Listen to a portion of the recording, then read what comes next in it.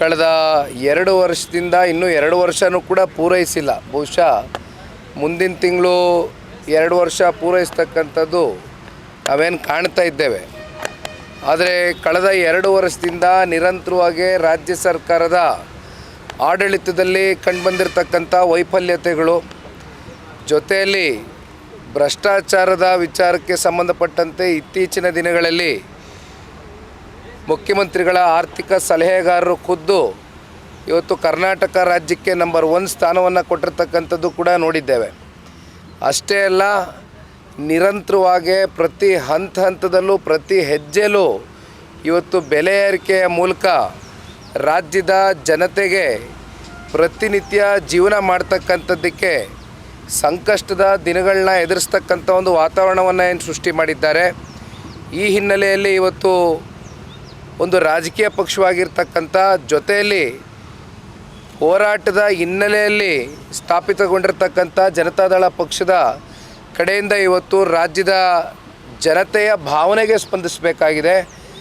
ಸಾಕಪ್ಪ ಸಾಕು, ಕಾಂಗ್ರೆಸ್ ಸರ್ಕಾರ ಸಾಕು ಅಂತಕ್ಕಂಥದ್ದು ಇದು ಜನತಾದಳ ಪಕ್ಷದ ಸ್ಲೋಗನ್ ಆಗಿರ್ಬೋದು. ಆದರೆ ಈ ಸ್ಲೋಗನ್ ಹುಟ್ಟಿರ್ತಕ್ಕಂಥದ್ದು ರಾಜ್ಯದ ಜನತೆಯ ಪ್ರತಿ ಮನೆಯಲ್ಲಿ ಇವತ್ತು ಏನು ಈ ಒಂದು ಭಾವನೆ ಉದ್ಭವ ಆಗಿದೆ. ಪ್ರತಿ ಮನೆಯಲ್ಲೂ ಇವತ್ತು ಒಂದು ಚರ್ಚೆ, ಸಾಕಪ್ಪ ಸಾಕು, ಈ ಕಾಂಗ್ರೆಸ್ ಸರ್ಕಾರ ಸಾಕು ಅಂತಕ್ಕಂಥ ರೀತಿ ಇವತ್ತು ಜನ ಇವತ್ತು ಮಾತನಾಡ್ತಾ ಇದ್ದಾರೆ ಕರ್ನಾಟಕ ರಾಜ್ಯದಲ್ಲಿ. ಹಾಗಾಗಿ ಅವರ ಭಾವನೆಗಳಿಗೆ ಸ್ಪಂದಿಸ್ತಾ ಇವತ್ತು ನಮ್ಮ ಪಕ್ಷ 7.5 ಕೋಟಿ ಕನ್ನಡಿಗರ ಪರವಾಗಿ ಇದೆ ಅಂತಕ್ಕಂಥ ಒಂದು ಧ್ವನಿಯನ್ನು ಎತ್ತತಕ್ಕಂಥ ಒಂದು ಕೆಲಸ ಮಾಡಬೇಕಾಗಿದೆ. ಆ ಹಿನ್ನೆಲೆಯಲ್ಲಿ ಇವತ್ತು ಫ್ರೀಡಮ್ ಪಾರ್ಕ್ನಲ್ಲಿ ಬೆಳಗ್ಗೆ 11 ಗಂಟೆಗೆ ಇವತ್ತೇನು ಒಂದು ಅಭಿಯಾನವನ್ನು ಪ್ರಾರಂಭ ಮಾಡ್ತಾ ಇದ್ದೇವೆ. ಈ ಅಭಿಯಾನ ಕೇವಲ 1 ದಿನಕ್ಕೆ ಸೀಮಿತವಾಗಿರ್ತಕ್ಕಂಥ ಅಭಿಯಾನ ಅಲ್ಲ, ಇದು ನಿರಂತರವಾಗಿ ಇನ್ನು ಇರ್ತಕ್ಕಂಥ 3 ವರ್ಷ ಅವಧಿ. ನೋಡೋಣ 3 ವರ್ಷದವರೆಗೂ ಯಾವ್ಯಾವ ರೀತಿ ಸರ್ಕಾರ ನಡೆಯುತ್ತೆ ಅಂತ. ಆದರೆ ಯಾರಿಗೂ ಕೂಡ ಕಳೆದ 2 ವರ್ಷದಿಂದ ಈ ಸರ್ಕಾರ ಯಾವ ರೀತಿ ನಡೆದಿದೆ ಅಂತಕ್ಕಂಥದ್ದನ್ನ ನೋಡಿದ್ದೇವೆ. ಯಾವ ರೀತಿ ಆಡಳಿತ ಪ್ರತಿಯೊಂದು ಹೆಜ್ಜೆಯಲ್ಲೂ ಎಡವಿದೆ ಅಂತಕ್ಕಂಥದ್ದನ್ನು ನಾವು ನೋಡಿದ್ದೇವೆ. ಅಭಿವೃದ್ಧಿ ಅಂತಕ್ಕಂಥದ್ದು ಸಂಪೂರ್ಣ ಕುಸಿತಗೊಂಡಿದೆ, ಶೂನ್ಯ. ಅಭಿವೃದ್ಧಿಗೆ ಇಲ್ಲಿವರೆಗೂ 1 ರೂಪಾಯಿ ಹಣಕಾಸು ಬಿಡುಗಡೆ ಮಾಡದೇ ಇರತಕ್ಕಂಥದ್ದು. ಜೊತೆಯಲ್ಲಿ ಅವರ ಪ್ರಣಾಳಿಕೆಯಲ್ಲಿ ಕಳೆದ ಸಾರ್ವತ್ರಿಕ ಚುನಾವಣೆಯಲ್ಲಿ 5 ಗ್ಯಾರಂಟಿಗಳನ್ನ ಪ್ರತಿ ತಿಂಗಳು ಇವತ್ತು ನೀಡ್ತೇವೆ. ಗೃಹಲಕ್ಷ್ಮಿ, ಗೃಹ ಜ್ಯೋತಿ, ಯುವ ನಿಧಿ, ಈ ರೀತಿ ಸಾಕಷ್ಟು ವಿಷಯಗಳ ಬಗ್ಗೆ ಪ್ರಸ್ತಾವನೆ ಮಾಡಿದರು. ಆದರೆ ಇಲ್ಲಿವರೆಗೂ ಏನು ಇವರು ಕೊಟ್ಟಂಥ ಮಾತು ಎಷ್ಟರ ಮಟ್ಟಕ್ಕೆ ಉಳಿಸ್ಕೊಂಡಿದ್ದಾರೆ ಅಂತಕ್ಕಂಥ ಸಾಕ್ಷಿ ಉದಾಹರಣೆಗಳು ನಮ್ಮ ಕಣ್ಮುಂದೆ ಇದೆ. ಹಾಗಾಗಿ ಇದ್ರ ಬಗ್ಗೆನೂ ಕೂಡ ಇತ್ತೀಚಿನ ದಿನಗಳಲ್ಲಿ ಸದನ ನಡಿಬೇಕಾದ್ರೇ ಫ್ರೀಡಮ್ ಪಾರ್ಕ್ನಲ್ಲಿ ಒಂದು ಹೋರಾಟ ಮಾಡಿದ್ವು 5 ಗ್ಯಾರಂಟಿಗಳ ವಿಚಾರವಾಗಿ. ದಯಮಾಡಿ ಈ ರಾಜ್ಯದ ಮುಖ್ಯಮಂತ್ರಿಗಳು ಸಿದ್ದರಾಮಯ್ಯ ಯಾವಾಗ ಡೇಟು ಕೊಡ್ತೀರಾ ಹೇಳಿ, ರಾಜ್ಯದ ಹೆಣ್ಮಕ್ಳು ಕೇಳ್ತಾ ಇದ್ದಾರೆ ಅಂತಕ್ಕಂಥದ್ದು ಕೂಡ ಪ್ರಶ್ನೆಯನ್ನು ಮಾಡಿದ್ವಿ. ಈ ರೀತಿ ನಿರಂತರವಾಗಿ ಜನತಾದಳ ಪಕ್ಷ ರಾಜ್ಯದ ಜನತೆಯ ಒಂದು ಧ್ವನಿಯಾಗಿ ಹೋರಾಟವನ್ನು ಮಾಡ್ಕೊಂಡು ಬರ್ತಾ ಇದೆ. ನಮ್ಮ ಜವಾಬ್ದಾರಿ ಇದೆ, ನಮ್ಮ ಕರ್ತವ್ಯ ಇದೆ, ಅದನ್ನು ನಾವು ನಿರ್ವಹಿಸ್ತಾ ಇದ್ದೇವೆ. ಈಗ ಇಷ್ಟೆಲ್ಲ ಬೆಲೆ ಏರಿಕೆ ಆಗಿದೆ ಸರ್. ಇಷ್ಟೆಲ್ಲ ಬೆಲೆ ಏರಿಕೆ ಆದಮೇಲೆ ಕೂಡ ಸದನದಲ್ಲಿ ಒಂದು ಬಿಲ್ ಇತ್ತೀಚೆಗೆ ಒಂದು ಪಾಸ್ ಮಾಡಿದ್ದಾರೆ. MLAಗಳಿಗೆ ಮಾತ್ರ ಸ್ಯಾಲ್ರಿ ಇನ್ಕ್ರಿಮೆಂಟ್ ಮಾಡೋದು ಮತ್ತು ಫೆಸಿಲಿಟೀಸ್ ಕೊಡೋದು, ಇದೆಲ್ಲ ಯಾವ ಮಟ್ಟಕ್ಕೆ ಸರಿ ಅಂತ ಸರ್ಕಾರದಲ್ಲಿ ನಿಮ್ಮ ಪ್ರಕಾರ? ಯಾಕೆಂದರೆ ನೀವು ಕೂಡ ಶಾಸಕರ ಸ್ಥಾನ ತನಕ ಹೋಗಿ ವಾಪಸ್ ಬಂದಿರ್ತಕ್ಕಂಥದ್ದು. ಜನರ ಮೇಲೆ ಅಷ್ಟು ಬರೆ ಎಳಿತಾ ಇದ್ರು, ಇವ್ರು ಮಾತ್ರ ಲಕ್ಸುರಿ ಲೈಫ್ನ ಲೀಡ್ ಮಾಡೋಕ್ಕೆ ಹೈಪ್ ಮಾಡ್ತಾರಲ್ಲ ಒಬ್ಬರು ಸ್ಪೀಕರ್ ಆದಂತಾರೆ. ಇದ್ರ ಬಗ್ಗೆ ಏನಿದೆ? ಅದು ಮಾಧ್ಯಮದಲ್ಲಿ ತಮ್ಮ ಮೂಲಕವೇ ಇದು ಭಾಳ ಗಂಭೀರವಾಗಿ ಚರ್ಚೆ ಆದಂಥ ಒಂದು ವಿಚಾರ. ಇತ್ತೀಚಿನ ಸದನ ನಡಿಬೇಕಾದಂಥ ಸಂದರ್ಭದಲ್ಲಿ ಏನು ಸರ್ಕಾರದ ಖರ್ಚು ವೆಚ್ಚಲ್ಲಿ ಇವರು ಮೋಜು ಮಸ್ತಿಗೆ ಇವತ್ತು ದುರ್ಬಳಕೆ ಮಾಡ್ಕೊಳ್ತಾ ಇರ್ತಕ್ಕಂಥ ನಮ್ಮ ಕರ್ನಾಟಕ ರಾಜ್ಯದ ತೆರಿಗೆ ಮೂಲಕ ಕಟ್ಟಿರ್ತಕ್ಕಂಥ ನಮ್ಮ ರಾಜ್ಯದ ಜನತೆಯ ಒಂದು ಹಣ ಇವತ್ತು ಸ್ವೇಚ್ಛಾಚಾರವಾಗಿ ಈ ರೀತಿ ದುರ್ಬಳಕೆ ಮಾಡ್ಕೊಳ್ತಾ ಇರ್ತಕ್ಕಂಥ ಉದಾಹರಣೆ ನೀವೇನು ತೋರಿಸಿದ್ದೀರಿ ನಮ್ಮ ಕಣ್ಮುಂದೆ. ಇವೆಲ್ಲವನ್ನು ನೋಡಿದಾಗ ಅಂತಿಮವಾಗಿ ಸರ್ಕಾರದಲ್ಲಿ ಕೂತಿರ್ತಕ್ಕಂಥ ವ್ಯಕ್ತಿಗಳು ಇವತ್ತೇನು ಪ್ರಜಾಪ್ರಭುತ್ವದ ಈ ಒಂದು ವ್ಯವಸ್ಥೆಯಲ್ಲಿ 5 ವರ್ಷಕ್ಕೊಮ್ಮೆ ಚುನಾವಣೆ ಬರುತ್ತೆ. ಆ 5 ವರ್ಷಕ್ಕೊಮ್ಮೆ ಬರ್ತಕ್ಕಂಥ ಚುನಾವಣೆಯಲ್ಲಿ ನೀವು ಸುಳ್ಳು ಹೇಳ್ತಿರೋ, ಕತೆ ಕಟ್ತಿರೋ, ಸುಳ್ಳಿನ ಕಂತೆ ಸುರಿಸ್ತಿರೋ, ಅಥವಾ ಪ್ರಣಾಳಿಕೆಯಲ್ಲಿ ಬೇಕಾದಂಥ ಹೇಳಿಕೆಗಳು ಕೊಡ್ತಿರೋ, ಒಟ್ಟಾರೆಯಾಗಿ ನೀವು ಅಧಿಕಾರಕ್ಕೆ ಬರಲಿಕ್ಕೆ ಏನೇನು ಮಾಡಬೇಕೋ ಆ ಸಂದರ್ಭದಲ್ಲಿ ಎಲ್ಲ ರೀತಿಯಾದಂಥ ಕುತಂತ್ರ ಮಾಡಿ ಅಧಿಕಾರಕ್ಕೆ ಬರ್ತೀರಿ. ಅಂತಿಮವಾಗಿ ಆ 5 ವರ್ಷದ ಒಳಗಡೆ ಮತ್ತೆ ಜನ ನಿಮ್ಮನ್ನು ತಿರಸ್ಕಾರ ಮಾಡ್ತಕ್ಕಂಥದ್ದಕ್ಕೆ ಪ್ರಜಾಪ್ರಭುತ್ವದ ವ್ಯವಸ್ಥೆಯಲ್ಲಿ ನಮ್ಗೆ ಅವಕಾಶವೇ ಇಲ್ಲ. ಅವ್ರು ಏನೇ ಮಾಡಿದ್ರು ನಾವು ತಲೆಬಾಗಿ ಒಪ್ಕೊಳ್ತಕ್ಕಂಥ ಒಂದು ಭಾಳ ಸನ್ನಿವೇಶ, ಭಾಳ ಅನಿವಾರ್ಯತೆ ಒಂದು ಸೃಷ್ಟಿಯಾಗೋಗಿದೆ. ಆ ಹಿನ್ನೆಲೆಯಲ್ಲಿ ಒಂದು ರೀತಿ ಉದ್ದಟತನದ ರಾಜಕಾರಣ, ಉದ್ದಟತನದ ಆಡಳಿತ, ಇನ್ನು 3 ವರ್ಷ ನಮ್ಮನ್ನು ಯಾರು ಏನು ಮಾಡ್ಕೊಳ್ಳಿಕ್ಕಾಗೋದಿಲ್ಲ ಅಂತಕ್ಕಂಥ ಭಾವನೆಯಲ್ಲಿ ಇವತ್ತು ಕಾಂಗ್ರೆಸ್ ಏನು ಆಗ್ತಾ ಇದೆ. ಆದರೆ ಇದು ಪ್ರಜಾಪ್ರಭುತ್ವ. ಜನ ಯಾವಾಗ ಯಾವ ರೀತಿ ಯಾವ ತೀರ್ಪು ಕೊಡ್ತಾರೆ, ಯಾವ ತೀರ್ಮಾನ ತೆಗೆದುಕೊಳ್ತಾರೆ ಅಂತಕ್ಕಂಥದ್ದು ಬಹುಶಃ ಮುಂಬರ್ತಕ್ಕಂಥ ಯಾವುದೇ ಸ್ಥಳೀಯ ಚುನಾವಣೆಗಳಲ್ಲಿ ತೋರಿಸ್ತಾರೆ. ಆದರೆ ತಾವು ಕಂಡಂತೆ ಕೋರ್ಟಿಂದ ಡೈರೆಕ್ಷನ್ಸ್ ಇದೆ. ಲೋಕಲ್ ಬಾಡಿ ಎಲೆಕ್ಷನ್ಸ್ ಇಮ್ಮಿಡಿಯೇಟಾಗಿ ಕಂಡಕ್ಟ್ ಮಾಡಬೇಕು, ZPTP ಚುನಾವಣೆ ಮಾಡಬೇಕು, ಎಸ್ಪೆಷಲಿ ಕಾರ್ಪೊರೇಷನ್ ಚುನಾವಣೆ ಅಂತೂ ನಿಮಗೆ ಸಾಕಷ್ಟು ಸಮಯದಿಂದ ಆಗಬೇಕು ಅಂತಕ್ಕಂಥ ಡೈರೆಕ್ಷನ್ಸ್ ಇದ್ದರೂ ಕೂಡ ಇಲ್ಲಿಯವರೆಗೂ ಯಾವುದೇ ರೀತಿ ಮೆಷರ್ಸ್ನ ತಗೊಂಡಿಲ್ಲ ಇವರು. ಏಕೆಂದರೆ ಅವ್ರಿಗೆ ಒಳಗಡೆ ಒಂದು ಆತಂಕ ಇದೆ.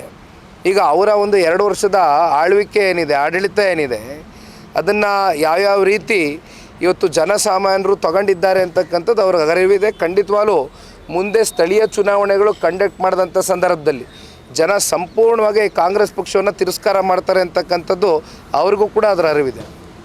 ಸರ್, ಈಗ ಪ್ರತಿಭಟನೆ ನೀವು ಮೊನ್ನೆ ಏನು ಸಾಕಪ್ಪ ಸಾಕು ಸರ್ಕಾರ ಅಂತ ಒಂದು ಪ್ರತಿಭಟನೆ ಏನು ಮಾಡಿದ್ವಿ, ಅದರ ವಿರುದ್ಧವಾಗೂ ಕೂಡ ಒಂದು FIR ಆಗಿದೆ ಅವರ ಮೇಲೆ ಅಲ್ಸರ್ಗೇಟ್ ಪೊಲೀಸ್ ಸ್ಟೇಷನಲ್ಲಿ. ಅವ್ರ ಬಗ್ಗೆ ಏನಾದರೂ ನಾನು ಕಳೆದ ಪತ್ರಿಕಾಗೋಷ್ಠಿಯಲ್ಲಿ ಮಾತನಾಡಬೇಕಾದ್ರೆ ಒಂದು ಮಾತನ್ನು ಹೇಳಿದೆ.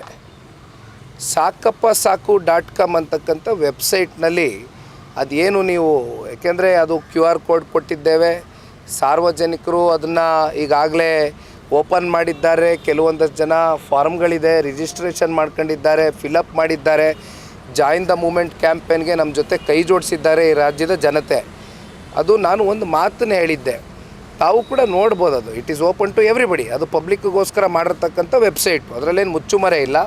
ಆ ವೆಬ್ಸೈಟ್ನಲ್ಲಿ ನಾವು ಯಾರನ್ನೂ, ಯಾವುದೇ ಒಂದು ವ್ಯಕ್ತಿಯನ್ನು ವ್ಯಕ್ತಿಗತವಾಗಿ ನಿಂದಿಸ್ತಕ್ಕಂಥ ಒಂದು ಪ್ರಶ್ನೆ ನಾವು ಆ ಒಂದು ವೆಬ್ಸೈಟ್ನಲ್ಲಿ ಉದ್ಭವ ಆಗ್ತಕ್ಕಂಥದ್ದು ಆಗಿಲ್ಲ.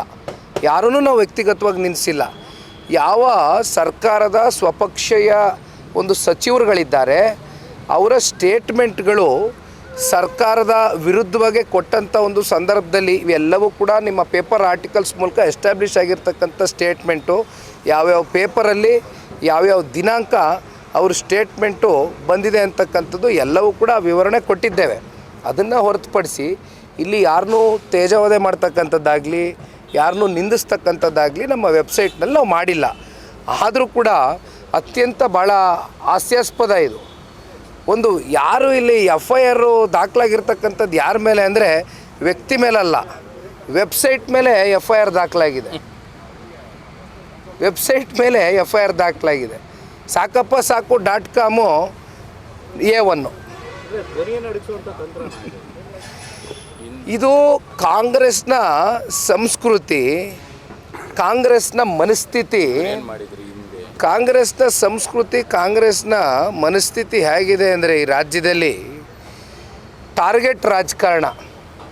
ಯಾರನ್ನಾದ್ರೂ ಟಾರ್ಗೆಟ್ ಮಾಡಿದ್ರೆ ನಾನು ಆ್ಯಕ್ಚುಲಿ ಹೇಳಬಾರ್ದು, ಯಾಕೆಂದರೆ SIT ಅಂತಕ್ಕಂಥದ್ದು, ಲೋಕಾಯುಕ್ತ ಅಂತಕ್ಕಂಥದ್ದು it is N independent body ಅಂತಕ್ಕಂಥದ್ದು ನಾವೆಲ್ಲ ಭಾವಿಸಿದ್ದೀವಿ, ನಮಗೆ ಗೌರವ ಇದೆ. ಯಾಕೆಂದರೆ ಸಂತೋಷ್ ಹೆಗಡೆ ಅಂತಕ್ಕಂಥವರು ಏನೊಬ್ಬರು ರಿಟೈರ್ಡ್ ಜಡ್ಜ್ ಇದ್ದರು, ರಿಟೈರ್ಡ್ ಜಡ್ಜಾಗಿ ಬಂದು ಲೋಕಾಯುಕ್ತನ ಯಾವ ರೀತಿ ಮ್ಯಾನೇಜ್ ಮಾಡಿದ್ರು ಅಂತಕ್ಕಂಥದ್ದನ್ನ ನಾವು ನೋಡಿದ್ದೇವೆ. ಇವೆಲ್ಲ ಇತಿಹಾಸ ಇದೆ ಲೋಕಾಯುಕ್ತ ಬಗ್ಗೆ, ನಾವು ಲಘುವಾಗಿ ಮಾತನಾಡೋದಿಲ್ಲ. SIT ಬಗ್ಗೆ ನಾವು ಲಘುವಾಗಿ ಮಾತನಾಡೋದಿಲ್ಲ. ಆದರೆ ಯಾವ ರೀತಿ ಸರ್ಕಾರ ಅವ್ರ ಮೇಲೆ ಒತ್ತಡಗಳನ್ನ ಏರಿ ಯಾವ್ಯಾವ ಹಂತದಲ್ಲಿ ಯಾರ್ಯಾರನ್ನ ಯಾವ್ಯಾವ ರೀತಿ ಟಾರ್ಗೆಟ್ ಮಾಡಿ ಟ್ಯಾಕಲ್ ಮಾಡಬೇಕು ಎಲ್ಲವೂ ಕೂಡ ಕಳೆದ 2 ವರ್ಷದಿಂದ ನಿರಂತರವಾಗಿ ಮಾಡ್ಕೊಂಡು ಬರ್ತಾ ಇದ್ದಾರೆ. ನಮ್ಮ ನಾಯಕರಾದಂಥ ಕುಮಾರಣ್ಣ ಅವರು ಒಂದು ಮಾತು ಹೇಳಿದ್ರು, SIT ಅಂದರೆ ನಮ್ಮ ರಾಜ್ಯದಲ್ಲಿ ಹೇಗಾಗಿದೆ ಅಂದರೆ Shivakumar and Siddaramaiah investigation team ಲೆಕ್ಕಾಚಾರದಲ್ಲಿ ಇವತ್ತು ವರ್ಕ್ ಆಗ್ತಾಯಿದೆ. ಇದು ವಾಸ್ತವಾಂಶ. ಇದು ಟಾರ್ಗೆಟ್ ಮಾಡ್ಕೊಂಡು ರಾಜಕಾರಣ ಮಾಡ್ತಕ್ಕಂಥದ್ದು ನಿಜಕ್ಕೂ ಕೂಡ ಇದು ಯಾರಿಗೂ ಕೂಡ ಶೋಭೆ ತರ್ತಕ್ಕಂಥದ್ದಲ್ಲ. ಯಾಕೆಂದರೆ ಇವತ್ತು ಟಾರ್ಗೆಟ್ ರಾಜಕಾರಣ ಅಂತಕ್ಕಂಥದ್ದಕ್ಕೆ ಒಂದು ಅಡಿಪಾಯ ಹಾಕಿರ್ತಕ್ಕಂಥದ್ದು ಕಾಂಗ್ರೆಸ್ ತೋರಿಸ್ಕೊಟ್ಟಿದ್ದಾರೆ. ಮುಂದೆ ಯಾವ ರೀತಿ ರಾಜಕಾರಣ ಮಾಡಬೇಕು, ಮುಂಬರ್ತಕ್ಕಂಥ ದಿನಗಳಲ್ಲಿ ಸರ್ಕಾರ ರಚನೆ ಮಾಡಿದ ಸಂದರ್ಭದಲ್ಲಿ ಬೇರೆ ಪಕ್ಷಗಳು ಯಾವ ರೀತಿ ಮತ್ತೆ ಆ ಟಾರ್ಗೆಟ್ ರಾಜಕಾರಣಕ್ಕೆ ಯಾವ ರೀತಿ ಹೋಗಬೇಕು ಅಂತಕ್ಕಂಥದ್ದು ಇವರೇ ಇವತ್ತು ತೋರಿಸ್ಕೊಟ್ಟಿದ್ದಾರೆ.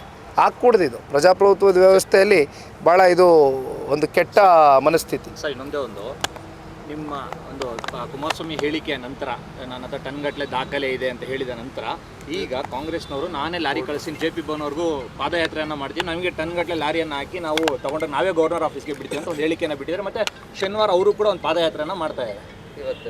ಜನತಾದಳ ಪಕ್ಷದ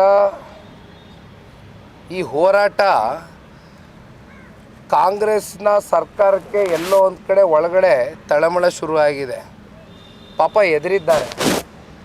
ಇವತ್ತು ಈ ರೀತಿ ಇಶ್ಯೂನ ಡೈವರ್ಟ್ ಮಾಡಲಿಕ್ಕೆ ಪಾಪ ಬಾಡಿಗೆಗೆ ದುಡ್ಡು ಕೊಟ್ಟು ಆ ಲಾರಿನ JP ಭವನಕ್ಕೆ ಕಳ್ಸೋದು ಬದಲು ಬೆಂಗಳೂರಿನಲ್ಲಿ ರಾಶಿ ಕಸ ಬಿದ್ದಿದೆ ಬೀದಿಲಿ. ಜನ ಆ ಕಸದ ವಾಸನೆಗೆ ತಡೆಯೋಕ್ಕಾಗದೆ ಒದ್ದಾಡ್ತಾ ಇದ್ದಾರೆ. ದಯಮಾಡಿ ಇವತ್ತೇನು ಆ ಲಾರಿಗೆ ಬಾಡಿಗೆ ಕೊಟ್ಟು JP ಭವನಕ್ಕೆ ಕಳ್ಸೋದು ಬೇಡ, ನಾವೇ ಒಂದು ಕ್ಯಾಂಟರ್ ಮಾಡಿ ಅತಿ ಶೀಘ್ರದಲ್ಲೇ ಸೆಂಡ್ ಆಫ್ ಮಾಡಿಕೊಡ್ತೀವಿ. KPCC ಕಚೇರಿಗೂ ಕಳಿಸ್ತೀವಿ ಡಾಕ್ಯುಮೆಂಟ್ಸ್ನ ಒಂದು ಕ್ಯಾಂಟರಲ್ಲಿ. ಮುಖ್ಯಮಂತ್ರಿಗಳ ಕಚೇರಿಗೂ ಕಳಿಸ್ತೀವಿ, ಉಪಮುಖ್ಯಮಂತ್ರಿಗಳ ಮನೆಗೂ ಕಳಿಸ್ಕೊಡ್ತೀವಿ. ಯಾಕೆ ತೊಂದರೆ ತಗೋತಾರೆ? ಇಲ್ಲಿ JP ಭವನಕ್ಕೆ ಬರೋದು ಬದಲು ಲಾರಿ ಇವತ್ತೇನು ಪಾಪ ಬಾಡಿಗೆನೂ ವೇಸ್ಟ್ ಆಗೋದು ಬೇಡ, ಲಾರಿದು ಬಾಡಿಗೆ ಮಾತಾಡ್ಬಿಟ್ಟಿರ್ತಾರೆ. ಇಲ್ಲೆಲ್ಲ ಕಸ ವಿಲೇವಾರಿ ಮಾಡ್ತಕ್ಕಂಥದ್ದು ಇದೆಯಲ್ಲ, ಕಸ ಹೊಡಿಲಿ, ಎತ್ಕೊಂಡೋಗ್ಬೇಕಾದ್ರೆ ಎಲ್ಲೂ ಜಾಗ ಇಲ್ಲ ಅಂದರೆ KPCC ಆಫೀಸಲ್ಲಿ ಡಂಪ್ ಮಾಡಲಿ. ಸರ್ ಇವತ್ತಿನ ಹೋರಾಟ ಹೇಗಿರುತ್ತೆ? ಇವತ್ತಿನ ಹೋರಾಟಕ್ಕೆ ಕೇಂದ್ರದ ಸಚಿವರು ಸನ್ಮಾನ್ಯ ಕುಮಾರಣ್ಣ ಅವರ ನೇತೃತ್ವ ಇದೆ. ಜೊತೆಯಲ್ಲಿ ಪಕ್ಷದ ಎಲ್ಲ ಗೌರವಾನ್ವಿತ ಶಾಸಕರು, ಮಾಜಿ ಶಾಸಕರು, ಮುಖಂಡರು, ಕಾರ್ಯಕರ್ತ ಬಂಧುಗಳು ಇಡೀ ರಾಜ್ಯಾದ್ಯಂತ ಆಗಮಿಸ್ತಾ ಇದ್ದಾರೆ. ಬೆಂಗಳೂರು ನಗರದಲ್ಲಿ ವಿಶೇಷವಾಗಿ ಸಾಕಷ್ಟು ಜನ ಇವತ್ತು ಹೆಣ್ಮಕ್ಳು ಕೂಡ ಬರ್ತಕ್ಕಂಥ ನಿರೀಕ್ಷೆ ಇದೆ. ಯಾಕೆಂದರೆ ಹೆಣ್ಮಕ್ಳಲ್ಲಿ ಇವತ್ತೇನು ಒಂದು ಗೃಹಲಕ್ಷ್ಮಿ ವಿಚಾರವಾಗಿ ಸಂಬಂಧಪಟ್ಟಂತೆ ಪ್ರತಿ ತಿಂಗಳು ಖಾತೆಗಳಿಗೆ ಜಮಾ ಮಾಡ್ತೇವೆ, 2,000 ರೂಪಾಯಿ ಕೊಡ್ತೇವೆ ಅಂದಿದ್ರು. ಅದು ಇಲ್ಲಿಯವರೆಗೂ ಅದು ಕಂಡು ಬಂದಿಲ್ಲ. ಭಾಳ ದಿನಗಳಾಯಿತು, ಭಾಳ ತಿಂಗಳುಗಳಾಯಿತು. ಕಳೆದ ಉಪಚುನಾವಣೆ ಸಂದರ್ಭದಲ್ಲಿ ಜ್ಞಾಪಕ ಬಂದಿತ್ತು, 3 ಚುನಾವಣೆಯಲ್ಲಿ ಹಾಕಿದರು. ಚನ್ನಪಟ್ಟಣ ಆಯಿತು, ಸಂಡೂರು ಆಯಿತು, ಶಿಗ್ಗಾವಿ ಆಯಿತು. ಆದರೆ ಇಲ್ಲಿವರೆಗೂ ರಾಜ್ಯದ ಹೆಣ್ಮಕ್ಳಿಗೆ ಕೊಟ್ಟಂಥ ಮಾತನ್ನು ಉಳಿಸ್ಕೊಂಡಿಲ್ಲ. ಈ ರೀತಿ ಸಾಕಷ್ಟು ಆಕ್ರೋಶಗಳಿದೆ ಇವತ್ತು ಜನಸಾಮಾನ್ಯರಲ್ಲಿ. ಜನಸಾಮಾನ್ಯರು ಕೂಡ ಇವತ್ತು ಈ ಒಂದು ನಮ್ಮ ಮೂಮೆಂಟ್ಗೆ ಭಾಗಿಯಾಗ್ತಕ್ಕಂಥದ್ದನ್ನ ನಾವು ನಿರೀಕ್ಷೆ ಮಾಡ್ತಾಯಿದ್ದೇವೆ.